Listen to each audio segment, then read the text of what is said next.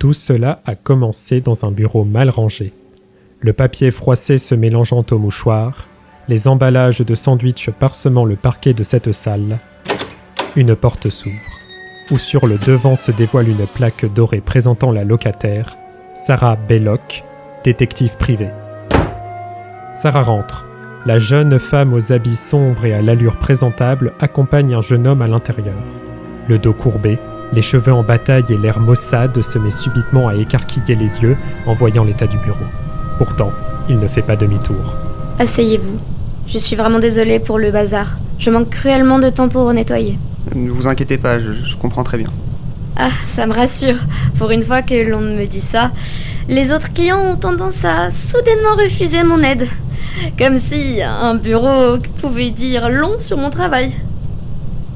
Enfin, je suis contente que vous soyez venu. Je voulais avoir plus d'informations concernant votre demande. La lettre que vous m'aviez envoyée manquait de clarté. Racontez-moi tout, avec plus de précision. Eh bien, il y a plus d'un mois, ma sœur a disparu. Si je viens vous voir, c'est parce que vous êtes mon dernier recours. Plus personne ne veut m'aider. La police a décidé d'arrêter l'affaire pour manque d'informations. Tous mes proches sont persuadés qu'elle est morte, alors qu'on n'a rien trouvé. Tout le monde a tourné la page, mais moi j'y arrive pas. Ils disent que je reste dans le déni, sans doute, mais j'y arriverai pas seul. Je comprends.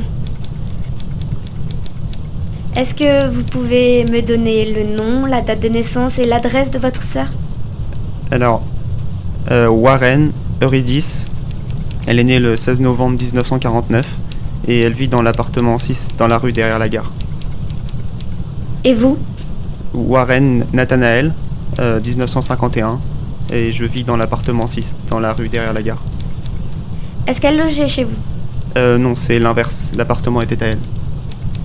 Dans ce cas, vous la connaissez bien. Vous l'aviez vue le jour de sa disparition ? Oui. Vous savez au départ pourquoi elle est partie ? À ces mots, Nathanaël perdit son air concentré. On lisait le malaise sur lui comme sur un livre ouvert. Je sais pas. Sauriez-vous me dire à quelle heure vous l'avez vue pour la dernière fois ? Je sais pas. Dans ce cas, vous savez au moins comment elle était habillée ce jour-là ? Vous ne savez pas. Quelle est votre profession ? C'est assez compliqué. Disons que je tente ce qui me plaît et ce qui me plaît pas. Et votre sœur ? On n'en parlait pas trop, mais je crois qu'elle travaillait dans un bureau en face de la place de la Réunion. Très bien.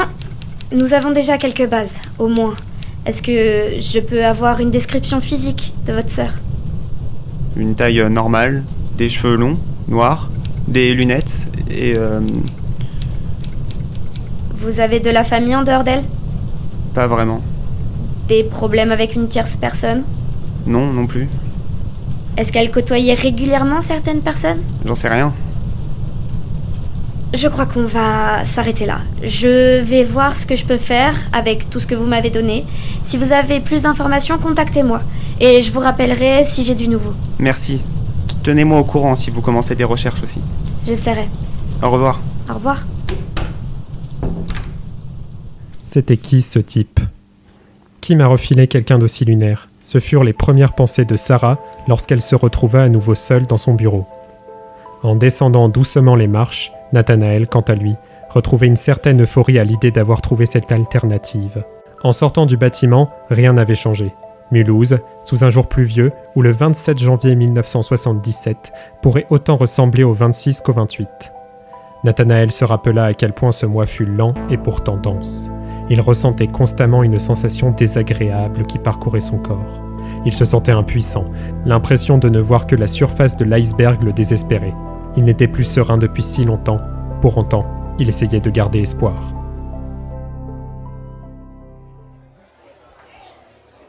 Je suis contente qu'on se retrouve enfin. Je me suis fait un sang d'encre pour toi. Nat, ça fait 3 semaines. Tu n'envoies aucun signe de vie. Personne n'entend parler de toi et d'un coup, tu m'appelles juste pour boire un coup ensemble. Je sais que tu souffres encore pour Uri. Ça n'a pas été facile pour tout le monde. Et ça ne s'arrangera pas si tu t'isoles encore plus. Raconte-moi, est-ce que tu es passé à autre chose ? Tu t'es repris en main ? Tu vas pas t'enterrer... Tu parles d'elle comme si elle était morte. Et je m'isole pas, j'ai besoin d'espace. Je réfléchis. Réfléchir de quoi, Nathanaël. J'ai plutôt l'impression que tu tournes en rond. C'est triste à avaler, mais la police a bien été claire. Ils ont tout essayé, mais impossible de trouver des pistes. On essaye d'enfoncer une porte ouverte, là. Écoute, je connais un ami qui tient une boîte. Il pourrait t'embaucher. C'est pas compliqué, ce qu'ils font. Ça t'intéresserait? Tu trouves pas ça bizarre qu'ils se soient rapidement débarrassés de l'affaire? Ils n'ont pas fait de battu, ils n'ont pas trouvé de suspect. Même moi, on m'a pas demandé d'alibi. Je pense que l'affaire a été étouffée, mais de toute façon, j'ai trouvé mieux. Mieux? C'est-à-dire? Rien, c'est personnel. Comment ça? Personnel? C'est une blague, quoi? 3 semaines sans appel pour avoir un « c'est personnel ». J'espère que tu ne te fais pas de mal. Tu en as parlé à ton psy? J'essaye de faire comme je peux. J'avais besoin de temps pour moi, mais maintenant, je vais me reprendre en main. J'aimerais juste te dire de faire attention à toi, quand même. La disparition de Ri nous a fait beaucoup de mal. Tu dois rester fort avec nous. Qu'est-ce que tu fais? C'est quoi ce projet? Nathanaël se lève. Je t'en parlerai plus tard. J'ai des choses à faire, et puis t'as pas l'air d'y voir l'intérêt. Tu comprendrais pas. Non, attends, je voulais pas te vexer. Je sais que tu ne sens pas bien. Il faut que tu acceptes la situation. Il y a plein d'opportunités qui s'ouvrent à toi. Si Eurydice était là, elle n'aurait pas voulu que tu te morfondes comme ça. Je sais pas ce qu'elle aurait voulu.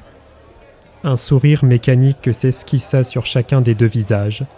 Nathanaël reprit place et la discussion prit une autre tournure. Laure, amie d'enfance de Nathanaël, se mit à parler de ses problèmes du quotidien, comme elle avait l'habitude de le faire. Nathanaël rentra plus tard que prévu. Il y a longtemps que cet appartement ne respirait plus la vie. Encore récemment, une radio, un chat errant ou même une cuisine occupée pouvaient faire parler la demeure. Désormais, un silence absolu écrasait les meubles et le passage occasionnel d'un train interrompait la constance de cet espace. L'appartement ne vivait plus, les meubles et ustensiles ne bougeaient plus, de la table à manger recouverte de poussière à l'unique chambre dont la porte restait à jamais fermée. Si Eurydice n'habitait plus les lieux depuis bien longtemps, jamais Nathanaël n'a osé s'approprier entièrement l'appartement. Il se laissa chuter sur son canapé et regarda le vide, pensif, contemplant la nature morte qu'il évitait de toucher. L'euphorie de sa rencontre avec Sarah s'était estompée, car entre ces 4 murs, Nathanaël retrouva ses démons.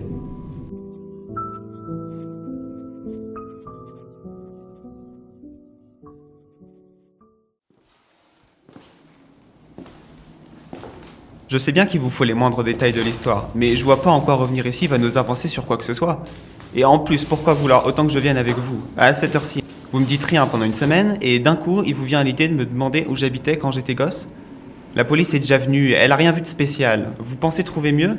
On pourrait aller chercher ailleurs, non? J'ai un emploi du temps chargé et vous n'êtes pas mon seul client. J'ai déjà essayé de faire le maximum avec le peu d'informations que vous m'avez donné. Les collègues de votre sœur ne m'ont rien dit. Il n'y a pas eu vraiment de mouvement de disparition. Oui, mais je vous dis que la police... Alors, il faut bien chercher comme on peut. Donc, évitez de discuter sur mes méthodes, s'il vous plaît. Je vous dis que la police est déjà venue, il n'y a rien à voir ici. Les flics cherchaient un corps. Moi, je suis plus dans le détail. La nuit venait de tomber.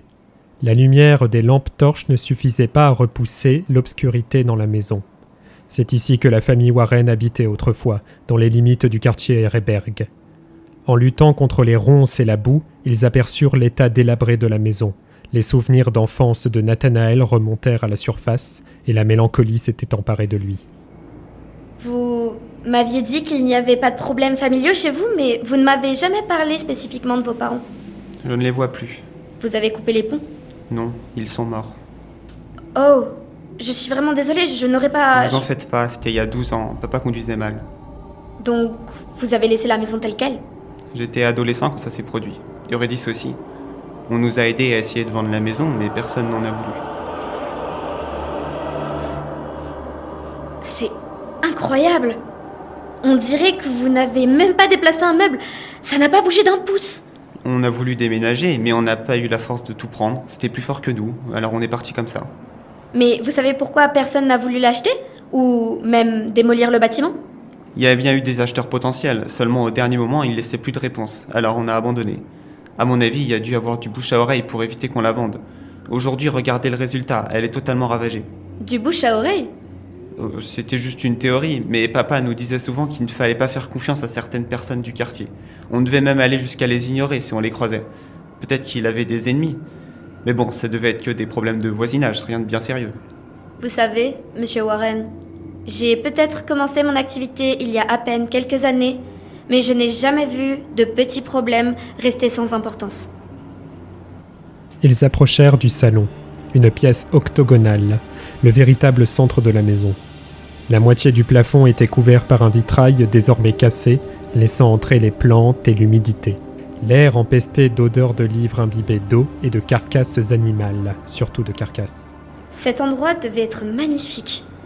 Ça aurait dû me mettre la puce à l'oreille que vous étiez de la haute société, surtout avec vos prénoms. D'ailleurs, pourquoi Nathanaël et Eurydice ? Ça vous donnerait vraiment des éléments pour avancer l'enquête ? Non, c'est pour discuter un peu. Alors, Eurydice, c'est en référence au mythe d'Orphée. Vous connaissez ? Orphée vivait en Grèce antique. Il s'est marié avec Eurydice, mais le jour de son mariage, un serpent tua sa femme. Désespéré, il partit aux enfers pour demander au roi des morts de libérer sa femme. Hadès accepta à condition qu'il ne la regarde pas tant que les deux étaient encore aux enfers. Mais Orphée échoua et il passa le restant de ses jours seul. Quand je regarde la situation maintenant, c'est plutôt ironique, vous trouvez pas ? Et vous ? Moi, c'est en référence à un oncle. Et vous alors, pourquoi Sarah ? Ah, pour être honnête avec vous, c'est en fait un pseudonyme. Avec le métier que je fais, je voulais garder un minimum d'anonymat. Cela va de soi. La discussion s'interrompit brutalement. Sarah visitait les pièces une par une. Nathanaël posait sa main sur la bibliothèque, où étaient encore posés des livres dont il ne pouvait lire le titre. Vous trouvez quelque chose ? Tout est endommagé. Je crois que nous sommes venus pour rien. Des livres... Le bureau est à l'étage ? D'accord. Vous voulez monter avec moi ? Non, allez-y, c'est la première porte à gauche, je crois. Je reste ici, si ça vous dérange pas. Nathanaël avait ses raisons de ne pas monter. Mais en plus de cela, il aperçut du coin de l'œil un objet qu'il ne croyait plus jamais revoir. Sous une fine couche de mousse et de moisissure, un portrait de la famille Warren trônait fièrement sur le coin du buffet. En le prenant dans ses mains, Nathanaël observait attentivement cette photo. Sa sœur et lui, encore jeune, insouciant, puis ses parents, sa mère qui souriait, et son père, fixant l'appareil d'un air imposant. Si Nathanaël n'osait pas monter à l'étage, c'est surtout parce que son père l'aurait tué s'il était encore en ce bas monde. Nathanaël se rappelait bien de son père, un homme autoritaire qui dans ses souvenirs passait la plupart du temps à parler d'un ton sec. « Descends, reste ici, tais-toi, parle, va-t'en, descends, reste ici, descends, tais-toi, tais-toi, tais-toi !» Merde ! Sarah ? De peur, Nathanaël ne réfléchit plus et monta les escaliers deux par deux. Par sa lampe torche, il entra dans le bureau de son père. Le bruit de l'eau s'infiltrant dans les murs envahissait la pièce. Sarah excusez-moi, Madame Belloc, vous allez bien ? Oui. Ah, putain, merde. Ah. Plus de peur que de mal. Aïe. En fait, non, ça fait vraiment mal. Je me suis ouverte la main. Ça a dû être un clou ou autre chose. En braquant sa lampe torche sur l'origine du mal, ils virent une statuette siégeant sur le bureau de feu Monsieur Warren. Un serpent, dressé à la verticale à la tête de lion, ouvrant majestueusement la gueule. Un soleil aux rayons aiguisés décorait l'arrière de sa tête. Le sang de Sarah coulait sur ce serpent de bronze. Oh, mais c'est horrible. Et puis c'est quoi cette horreur ? Je crois qu'on va y aller, la plaie va sûrement s'infecter. S'il vous plaît, il faut rentrer. Oh, mais quelle merde. Ça fait mal. Nathanaël fixa une dernière fois la statuette.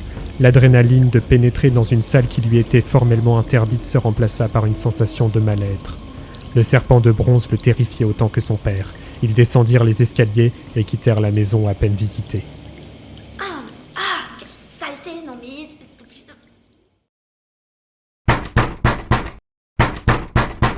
Ça vient. Laure, qu'est-ce que tu fais là ? Bonjour Nat, je peux entrer ? Ouais, bien sûr, rentre. Je suis un peu malade, je peux boire quelque chose ? Oui, tu veux quoi ? Thé, café ou autre chose ? Du café, merci.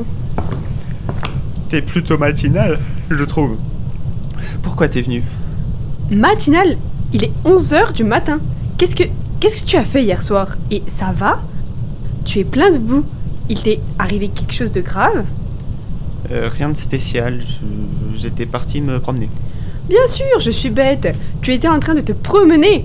En attendant, je t'avais pris un rendez-vous hier. Et tu te rappelles de ton entretien d'embauche? Et mon ami est resté pour rien. Tu viens de rater une sacrée opportunité. Qu'est-ce qui t'a pris? Un entretien? Ah, je n'étais pas au courant. Je t'en avais parlé, tu te souviens pas? Mais non, tu m'as rien dit. Écoute, Nat, il va falloir rapidement que tu te prennes en main. T'arriveras pas si tu continues à faire, je ne sais quoi, te promener ou dessiner. C'est quoi ce dessin d'ailleurs? Sur la table, Laure plongea son regard sur une feuille. Nathanaël ne s'était pas retenu. Lorsqu'il rentra dans l'appartement, il s'était empressé de dessiner ce serpent de bronze. Nathanaël prit la feuille rapidement. C'est rien, j'ai dessiné comme ça. Ce que je comprends en tout cas, c'est que j'ai l'air d'être la seule à me soucier de toi. Je ne te force en rien, mais si tu pouvais faire un tant soit peu d'efforts, peut-être que les choses iraient mieux. Je te donne des conseils. Soit tu les prends, soit tu dégringoles. Nathanaël, épuisé, n'eut pas la force de répondre. Il baissa la tête et partit finir le café de Laure. Sa tête bouillonnait de rage, mais il savait que s'il en parlait davantage, elle le prendrait pour un fou. Cet appartement est vraiment sale. Tu ne voudrais pas que je vienne t'aider pour tout remettre en ordre? Pourquoi pas? Je te redirai. Et la chambre de riz, tu ne l'as toujours pas réaménagée? Je sais pas. Je me dis que si elle revenait, on n'aurait pas à tout recommencer. Nat, je sais que c'est dur pour toi de devoir t'orienter alors que tu as perdu un soutien fort, mais tu ne peux pas rester comme ça, à attendre sans rien faire. Pour l'instant, tu vis sur les héritages de tes parents, ou des économies de riz. Mais qu'est-ce qui va se passer quand tu n'auras plus rien? Je peux toujours t'accompagner si tu n'oses pas trouver de travail seul, si tu en as besoin. Je crois que t'as raison. Il est temps que je passe à autre chose. Je vais chercher du travail, je te le promets. Ah, voilà enfin ce que je voulais entendre. Il aura fallu juste que je te secoue un peu. Et il va falloir que tu commences par te laver. Nathanaël souffla du nez. Il patientait, écoutait les nouveaux récits du quotidien de Laure, approuvait ses questions rhétoriques, rigolait à ses remarques acides sur son entourage. Lorsqu'elle se décida à partir, Nathanaël s'empressa de fermer la porte à clé et courut vers le téléphone de l'appartement. Allô, Madame Belloc? De minuit 30 à 3h du matin, au 524 71. Qu'est-ce que je viens de faire? Je vais avoir du retard sur les autres dossiers. Bureau de Sarah, quelques secondes plus tôt. Quelle idée, non mais quelle idée. On me paie pour un truc sans queue ni tête et je décide d'aller chez eux pour trouver quelques éléments et tout ça pour que je me fasse écorcher. Oh, le journal vient d'arriver. Ah, et alors, il y a quelque chose d'intéressant. Ah, et maman, non mais c'est épouvantable. Ah, 11h05, je vais bientôt recevoir monsieur qui déjà? Muller, il faut que je prenne les témoignages alors.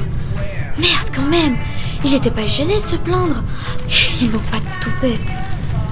Il va bientôt arriver, je vais en profiter pour ranger. Merde. Allô? Allô, Madame Belloc? Je voulais m'excuser pour ce qui s'est passé hier. Je sais pas ce qui m'a pris d'être aussi ingrat, j'étais épuisé, c'était sûrement la fatigue. Je comprends. Moi aussi, je crois que je me suis un peu emportée. Qu'est-ce que vous voulez? Eh bien, quand est-ce qu'on continue? Je me suis renseigné sur le serpent, j'ai vu qu'il Je y avait crois que vous m'avez pas compris, Monsieur Warren.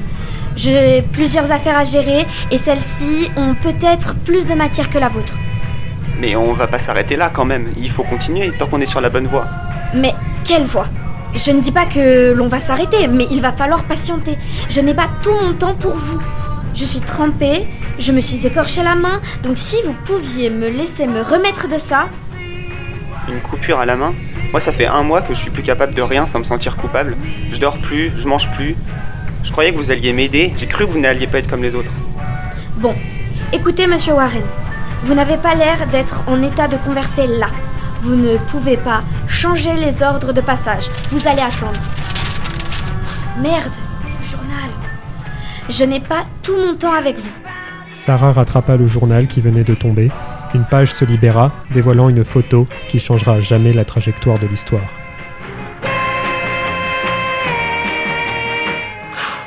Il va falloir que je m'achète des bottes.